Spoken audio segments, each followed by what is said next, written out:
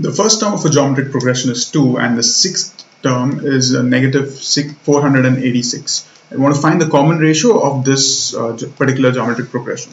So let's note the given information first.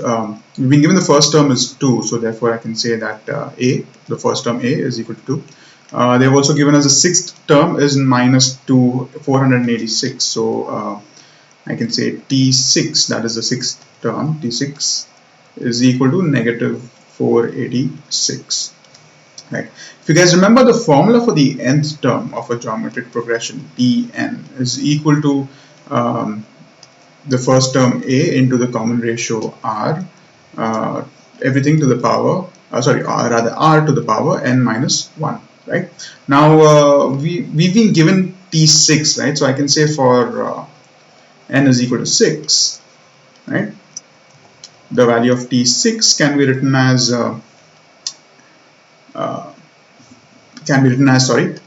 first term A into the common ratio R, and n minus 1, right? So 6 minus 1, which is 5. So T6 can be written as AR raised to 5.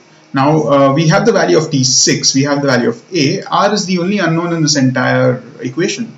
So let's plug in the values and find the value of R. So we have T6, which is negative 486, which is A, which we know is 2. So let's plug that in as well. R is the unknown here, so let's leave that as it is, and raised to 5. Okay, so let's solve this now for getting the value of R.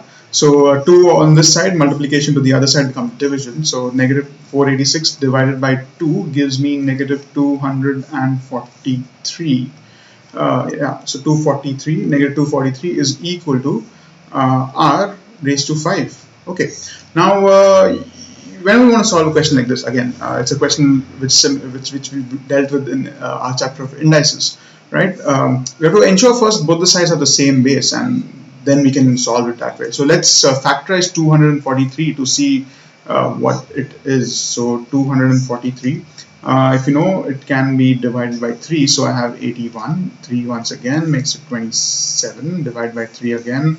9. 3 once more. So 3 and 3 all the way up to this 1. So we have managed to prime factorize 243, which is 1, 2, 3, 4, 5. So it is.